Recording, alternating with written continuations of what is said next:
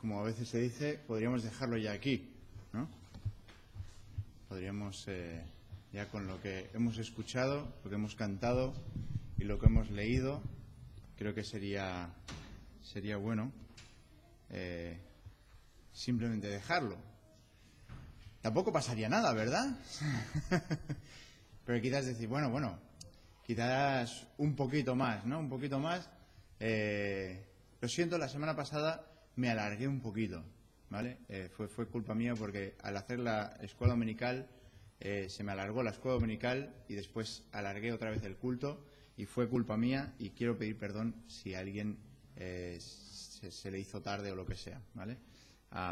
Pido disculpas, intentaré que no vuelva a pasar, ¿eh? Y entonces, pues, vamos a ir a dónde. ¿Qué es nuestro libro? Ya supongo que si vuestra Biblia es como la mía, ya se está abriendo casi automáticamente. Pero todavía no estamos en Daniel 10, Tito. Todavía no hemos llegado a Daniel 10. Estamos con introducciones de introducciones y a la introducción le vamos a dar una introducción.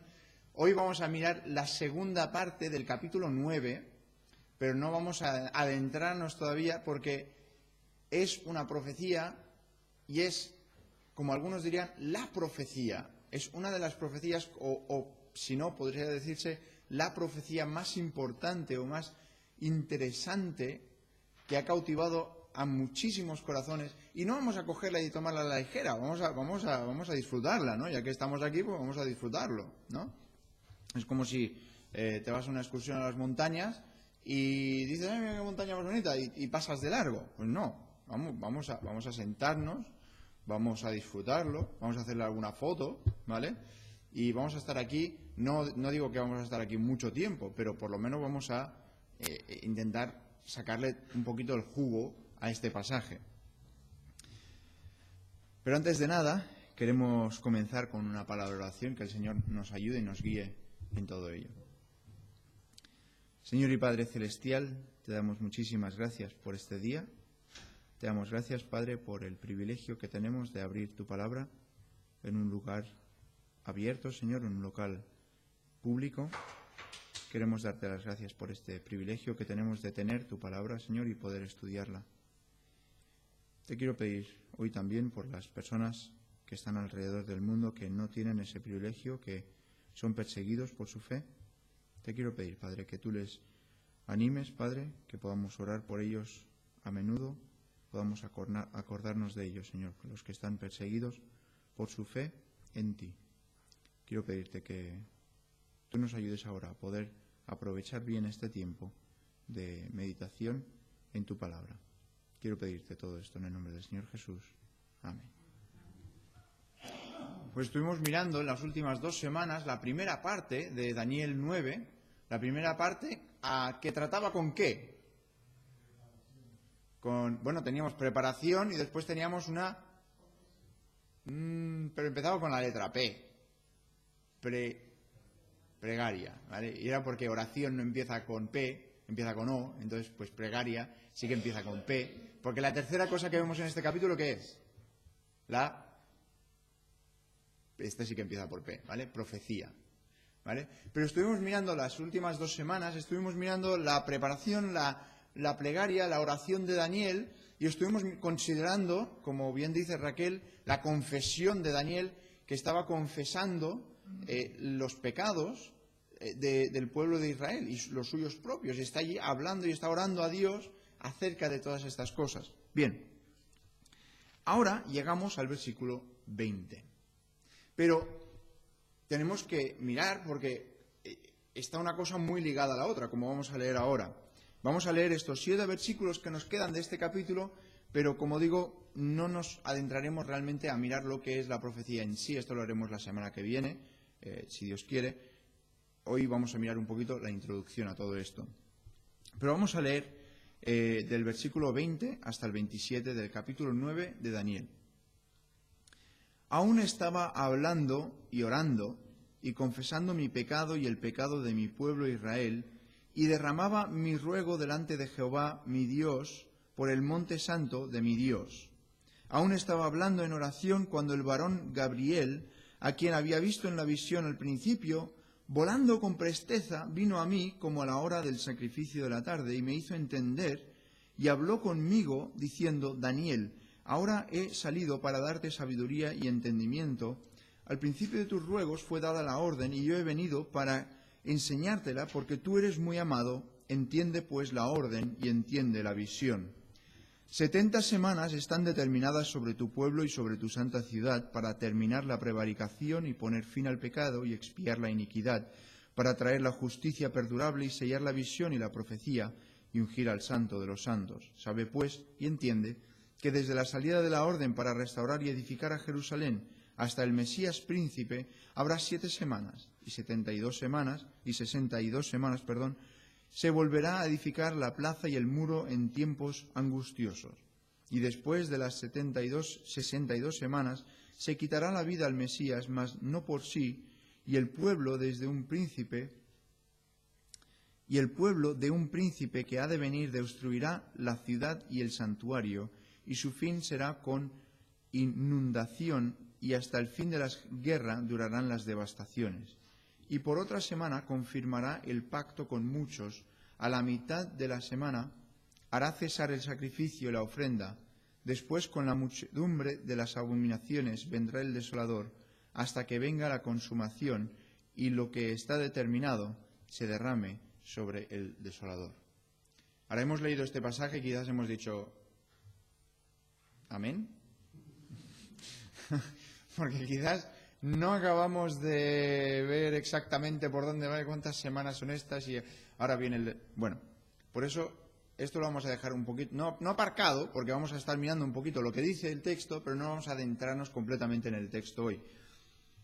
Vamos a mirar un poquito una introducción a esto y la primera pregunta que tengo es: ¿cuándo se dio todo esto? ¿Cuándo se dio lo que después dice Gabriel? ¿Cuándo ocurre? ¿Cuándo? Durante la oración.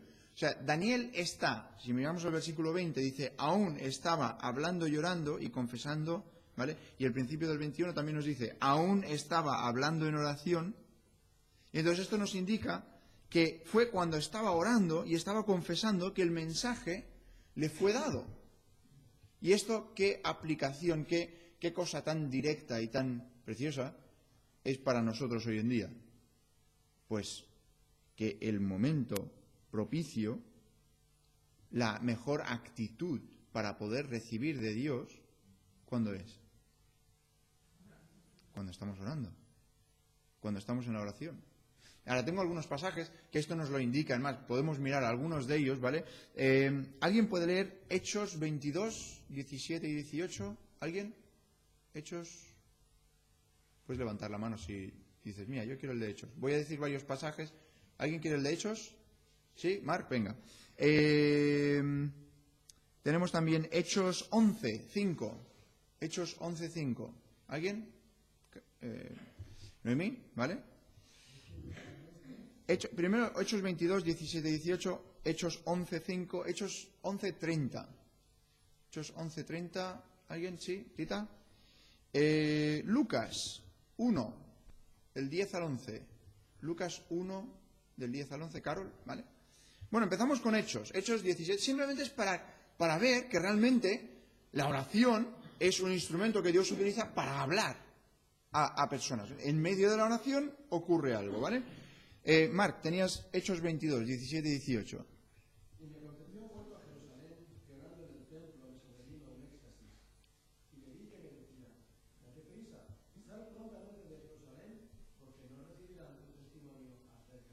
Entonces, ¿qué estaba haciendo? Estaba orando, ¿vale? Estaba orando. Hechos 11:5, ¿sí? Estaba yo en la ciudad de Jope orando y vi en éxtasis una visión, algo semejante a un gran lienzo que descendía, que por las 4 puntas era bajado del cielo y venía hasta mí. Vale, ¿os acordáis quién era este? ¿Quién? Pedro. ¿Y qué estaba haciendo? Estaba orando, ¿vale? Estaba orando. Tenemos el primer ejemplo que Marc nos ha leído, que estaba orando. Aquí tenemos a Pedro orando. Ahora, a ver, ¿quién más tenemos orando? Hechos 10:30, ¿no? Creo que era el siguiente. Perdona, 10:30. 10:30.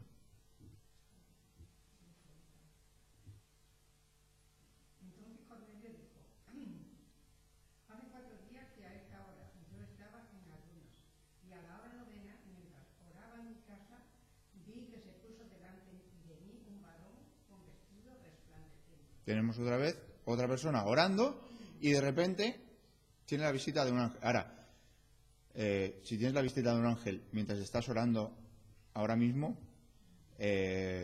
bueno, lo dejamos ahí, ¿vale? Sabemos que la profecía está cerrada, ¿vale? Pero Dios está obrando mientras la gente está orando. Lucas 1.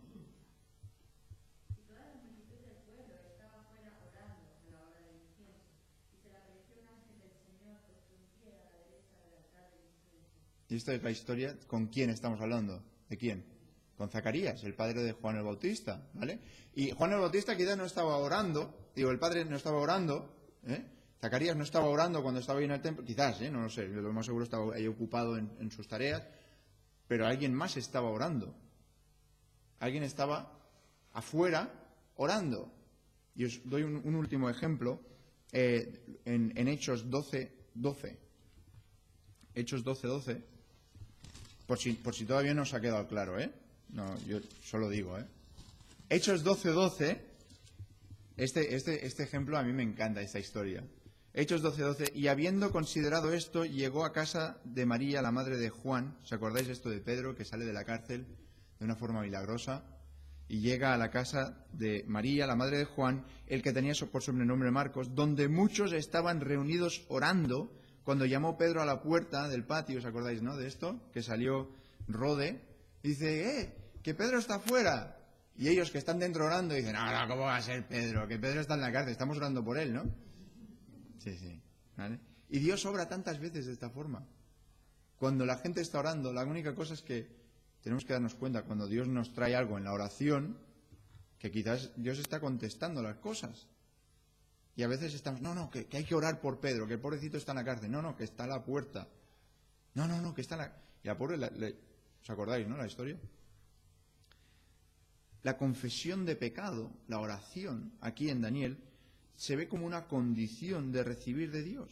Es una condición para la bendición.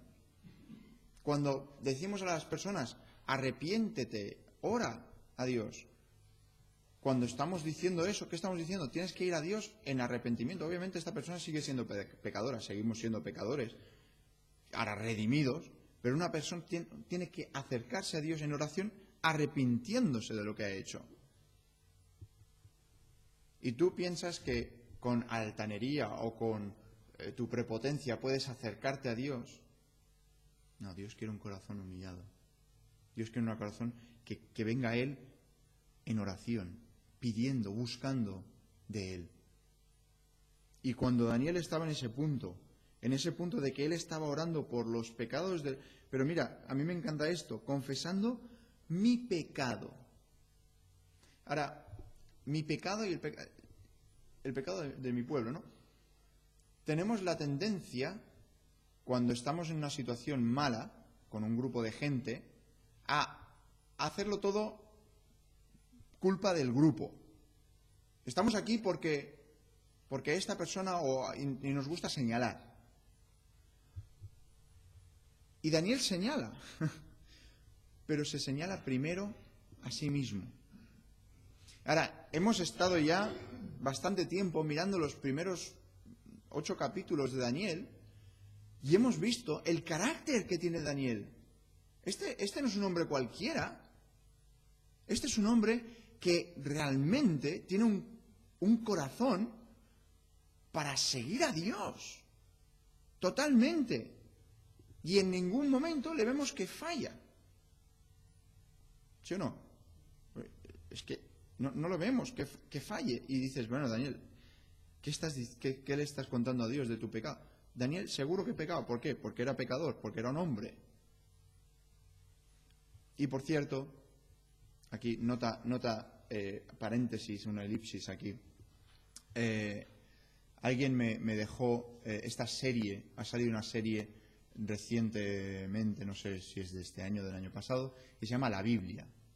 No sé si la habéis visto, ¿vale?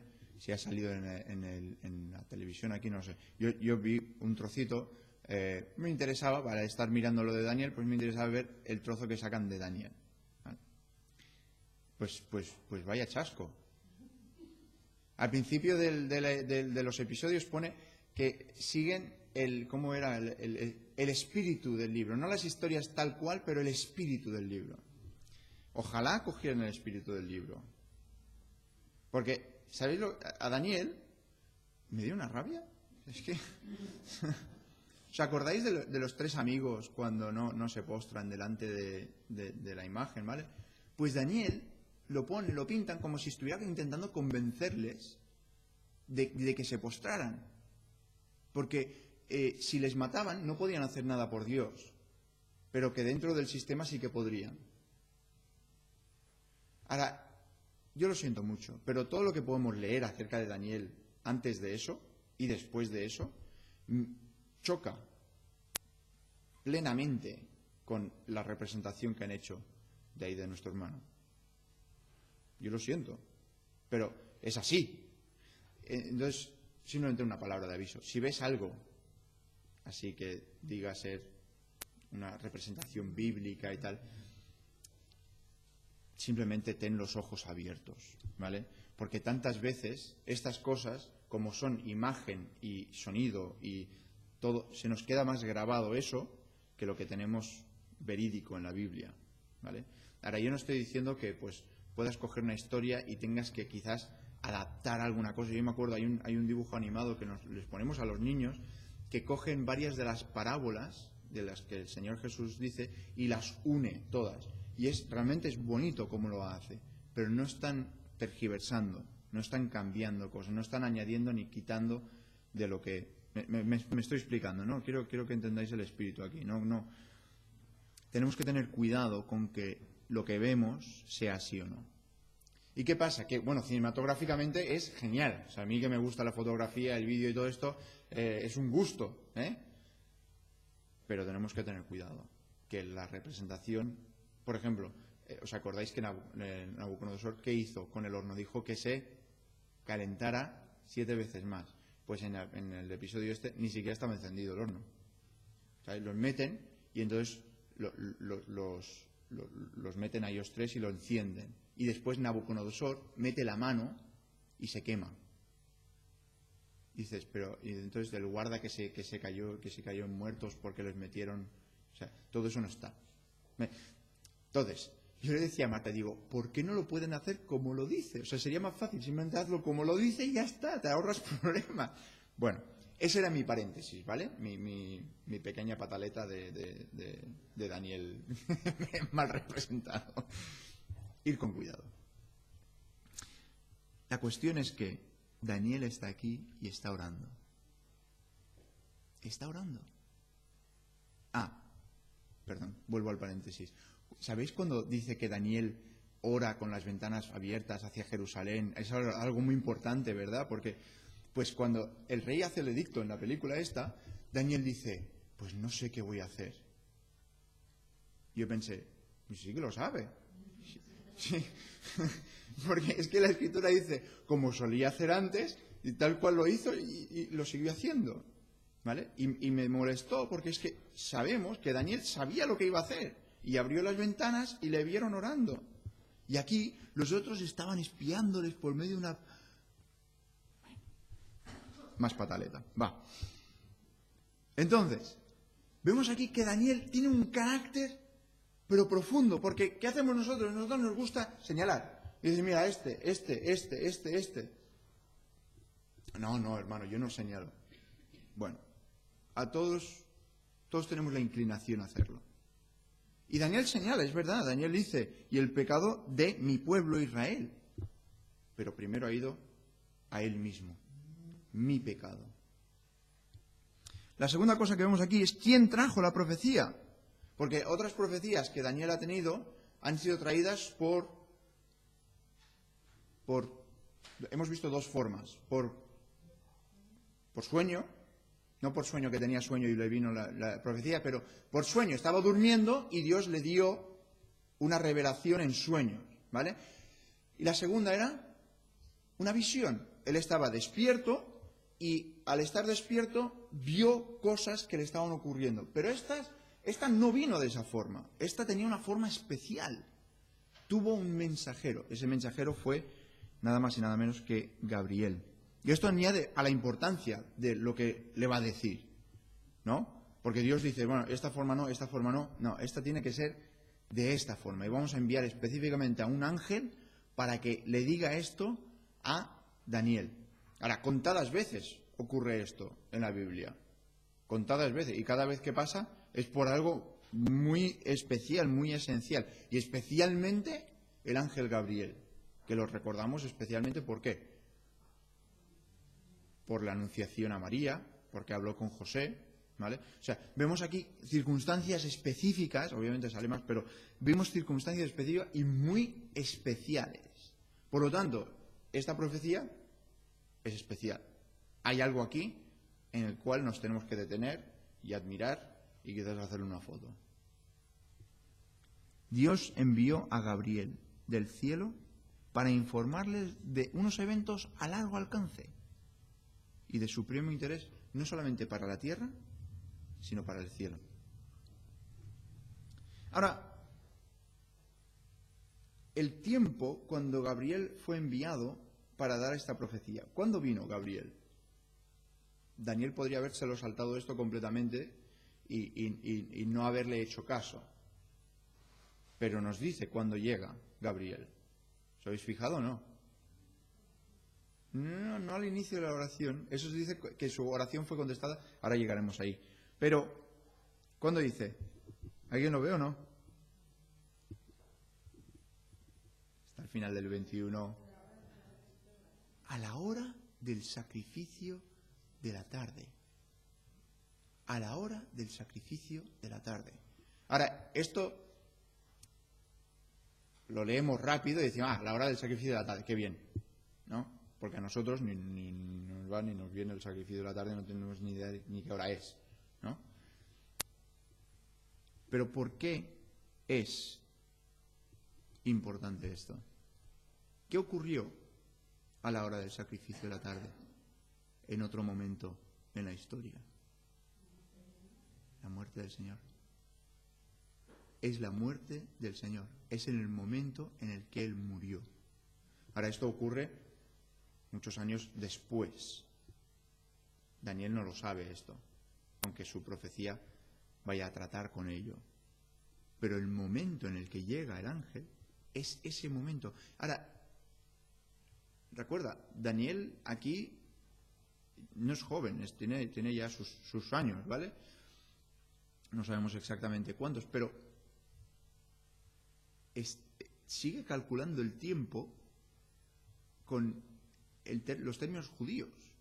O sea, Daniel ha salido de su pueblo a los 16, 17 años y sigue pensando en esos términos. Es como si yo, que tenía, pues eso, tenía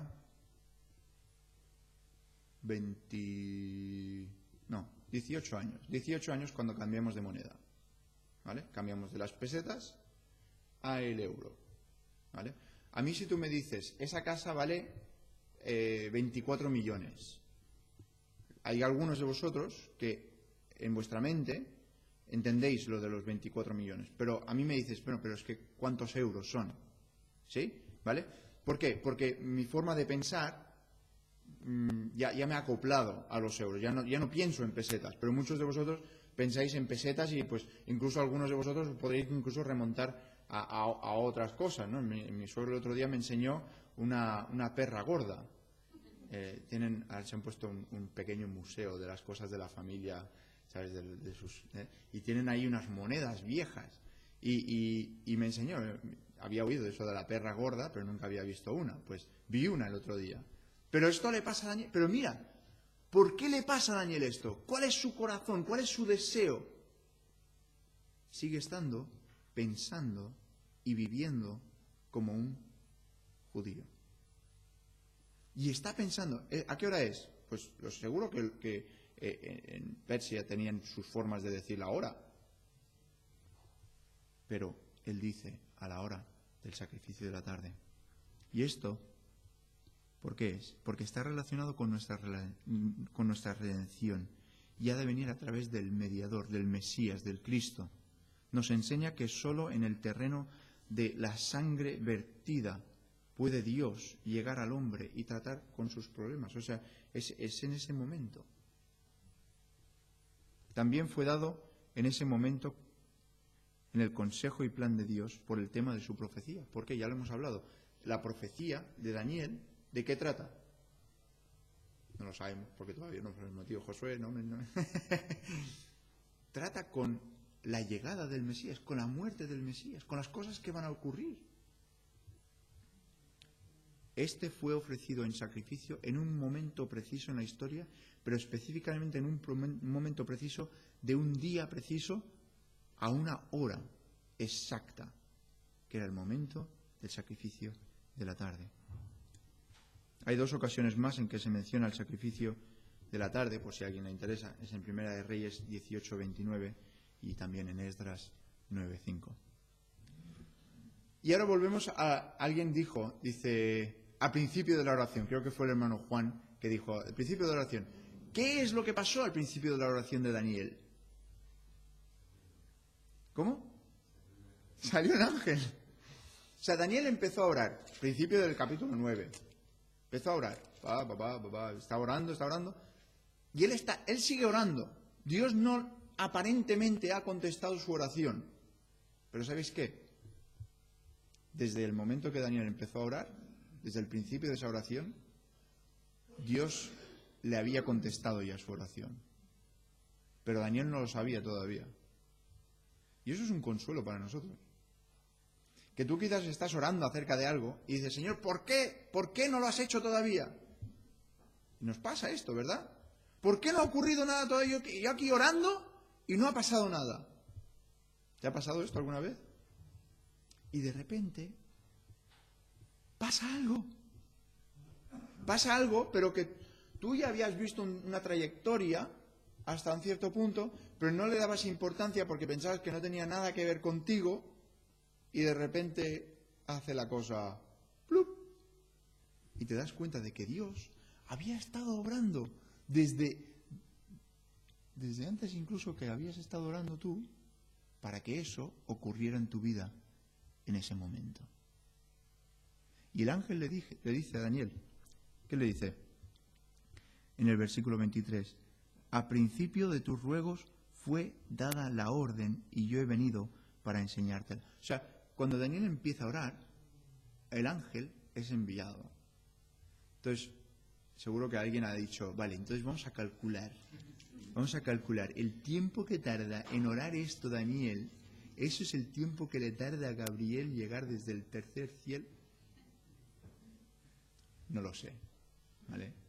Sería lo que llamamos especulación santa, ¿no? Santa suposición. Exacto, esa es la velocidad angélica, ¿no? que logran alcanzar. No lo sabemos, ¿vale? Ni nos vamos a entretener en ello. Si tienes mucho tiempo en tu casa y quieres intentar calcularlo, pero como no sabes la distancia que hay hasta el tercer cielo, tienes un dato que te falta, ¿vale? Pero entonces, bueno, es igual.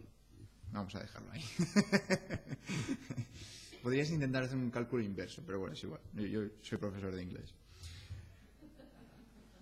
La cuestión es que, ¿cuándo ocurre? Al principio de su oración. ¿Y se le escuchó? Sí, se le escuchó. Y aunque Daniel hizo confesión de pecado en su oración, era el pecado del pueblo. Aunque él dice que también era el suyo, pero en su oración vemos que él estaba orando por las dos cosas. Pero no había nada en la vida de Daniel que fuera como un impedimento para que Dios hablara con él. Ayer estuvimos en el retiro de matrimonio, estuvimos pasando un buen tiempo y hablábamos acerca de la comunicación y muchas otras cosas, ¿no? Pero yo estaba pensando, cuando tú intentas hablar con alguien y ha pasado algo entre esas dos personas, puede ser matrimonio, puede ser quien sea, ¿vale? Ha habido algo y hay algo entre esas dos personas. Y tú vas, intentas ser todo lo amiguete, ¿no? Intentas ser... ¿Qué es lo que pasa? No puedes, ¿verdad? Es como forzado, es raro. Tienes que primero arreglar lo que haya ocurrido y después, ¿qué hay? Hay vía libre. Hay vía libre de tener una relación normal y corriente. Y con Dios nos pasa igual. Daniel aquí está inconscientemente quizás preparando el camino para que Dios hable con él. Pero ¿sabes qué? Dios ve que en Daniel no hay nada de impedimento. Y desde el principio de su oración envía al ángel. ¿Te das cuenta, no? Daniel está orando por su pecado. Y Dios dice, no, es que aquí no hay nada que nos impida tener comunicación. Y envía al ángel a principio de la oración. ¿Cuántas veces intentamos estar bien con Dios sin arreglar las cosas con Él? ¿Cuántas veces intentamos cantar himnos? ¿Cuántas veces intentamos quizás leer la Biblia, orar incluso, sin estar bien con Dios? Sin realmente arreglar las cosas con Él, sabiendo que hay una cosa, dos cosas, tres, cuatro cosas que están impidiendo una comunicación correcta. ¿Hay algo en nuestra vida que esté impidiendo una respuesta a nuestras oraciones? ¿Hay algo que conscientemente, estoy hablando conscientemente, te cuesta confesar, te cuesta arreglar, y por eso quizás no ves la mano de Dios obrar? No estoy diciendo que sea tu culpa el hecho de que Dios no responda, porque vemos que aquí Daniel ora por su pecado. Él dice, quizás he hecho algo y no me he dado cuenta. Y lo quiere tener todo arreglado con Dios. Pero la profecía en sí ahora es una de las más increíbles de toda la escritura profética. Ha sido una profecía de las más difíciles para los intérpretes judíos. No saben qué hacer con ella, porque es poco obvia. John Owen, uno de los más ilustres teólogos puritanos que vivió del 1616 al 1683, dijo que ya que esta profecía indicaba el tiempo y la llegada del Mesías, se considera como una herramienta de tortura para los rabinos. Él decía que no sabían qué hacer. Entonces les costaba, porque Daniel sí que es un profeta judío, entonces como Daniel lo había dicho, claro, lo tenían que aceptar, pero no sabían qué hacer. Entonces era como si fuera una herramienta de tortura para ellos. Otro intérprete dijo que es un pasaje de gran importancia conteniendo tal predicción del tiempo, propósitos y consecuencias de la venida y muerte del Mesías, su rechazo por los judíos y la destrucción del templo, ciudad y nación, que no tiene igual incluso en el Nuevo Testamento. En relación con esta profecía podemos notar algunos particulares, y ya voy a intentar ir acabando. Primero, se le debe dar una atención especial. ¿Por qué? Pues porque el ángel le da una atención especial. Mira el versículo 23. Dice, al principio de tus ruegos fue dada la orden y yo he venido para enseñártela porque tú eres muy amado. Entiende, pues, la orden y entiende la visión. Hay dos veces ahí que el ángel dice, entiende. Después dice, entiende. Y después, el versículo 25 dice, ¿qué dice el versículo 25? Sabe pues ¿y qué? Y entiende. O sea, tenemos aquí tres veces Y entonces te salta alguien y te dice, no, no, no, a mí, si no me lo dice el Señor Jesús, no creo que esta profecía hay que entenderla. Pues con mala profecía ha sido a parar. Porque mira, en Mateo 24, solamente es un momentito, Mateo 24,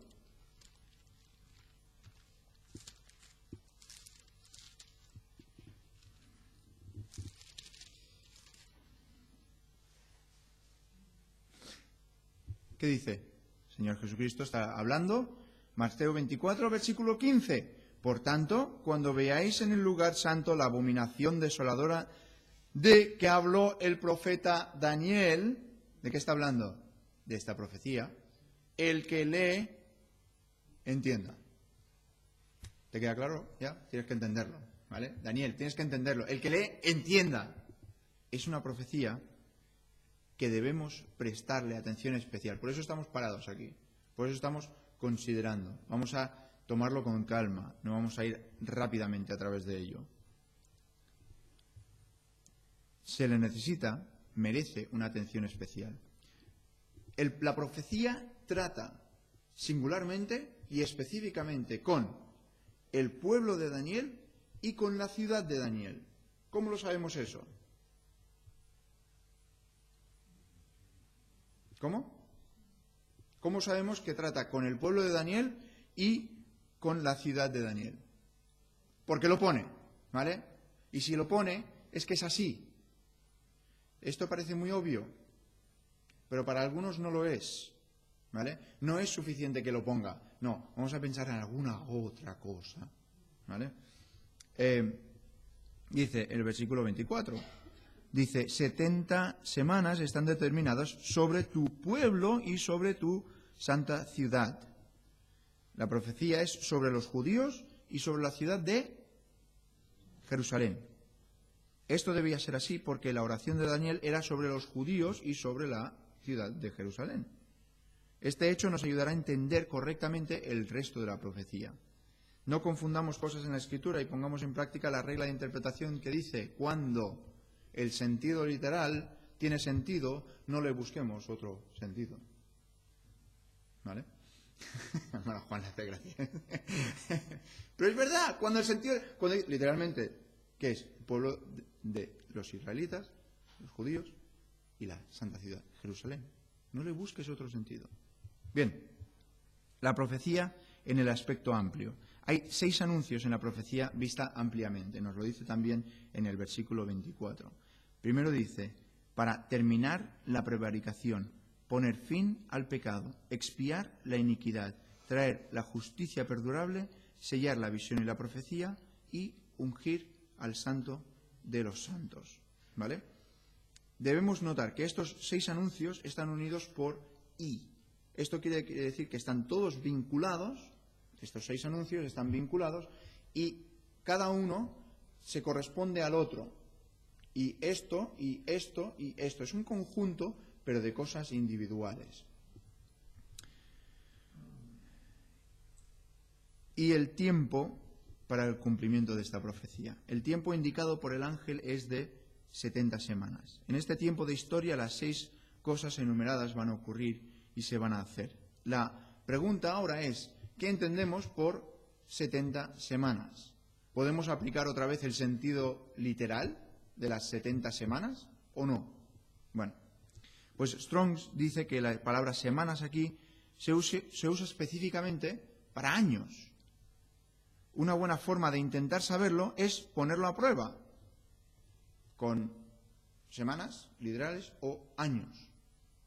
O tenemos otra opción, que es semanas de años. ¿Vale?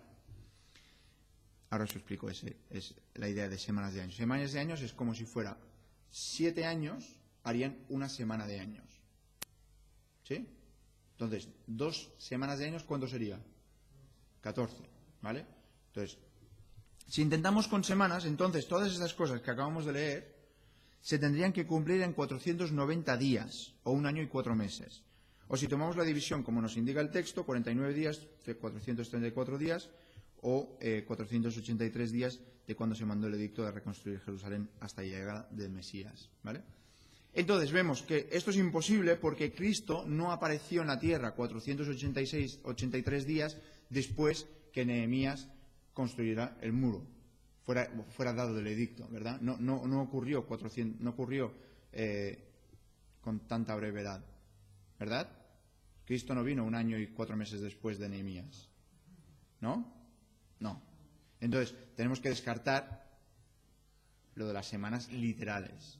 En años nos pasa 3/4 de lo mismo, pero si aplicamos las semanas de años, entonces veremos la semana que viene que hay una concordancia, se te pondrá la piel de gallina. Increíble. Increíble. Claro que para eso tendrás que volver. Finalmente vemos aquí que estas semanas están determinadas. ¿Qué quiere decir que están determinadas? 70 semanas están determinadas. La palabra quiere decir proporcionadas, segmentadas, puestas cada uno en un orden determinado. Están determinadas, están puestas con un orden específico. Esto quiere decir que estas 70 semanas se pueden dividir y puedes tener unas cuantas aquí, puede pasar un espacio de tiempo, otra semana aquí, puede pasar un espacio de tiempo y después otras aquí. No quiere decir que linealmente vayan a ocurrir todas linealmente. Están determinadas, están puestas por un orden específico. ¿Sí? Ahora, os animo a que volváis, porque merece la pena. Merece la pena ver increíblemente cómo Dios obra en la vida de Daniel para que él pueda tener conocimiento sobre esta profecía de alguien que vendría en el futuro. Ese que murió y que resucitó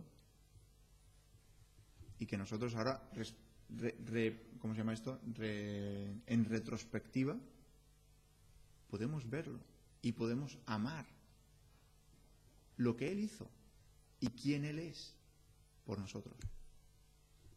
Así que os animo, hermanos, si queréis volver a leerlo esta semana, el pasaje varias veces, tampoco pasaría nada, ¿vale? Estaría bien porque así todos tendríamos un poquito de rodaje con estos versículos, ¿vale? Y irlo meditando, irlo pensando, pero especialmente vayamos poniendo en nuestros corazones, como hizo Daniel, poniéndonos nosotros por delante y después poniendo nuestra congregación, los hermanos, la iglesia en general. Que el Señor nos fortalezca, que nos ayude en estos días que vivimos, que no son fáciles, no son quizás como los tenía Daniel en cautiverio, pero sí que no son fáciles. Así que el Señor nos ayude a poder continuar siguiéndole de todo corazón.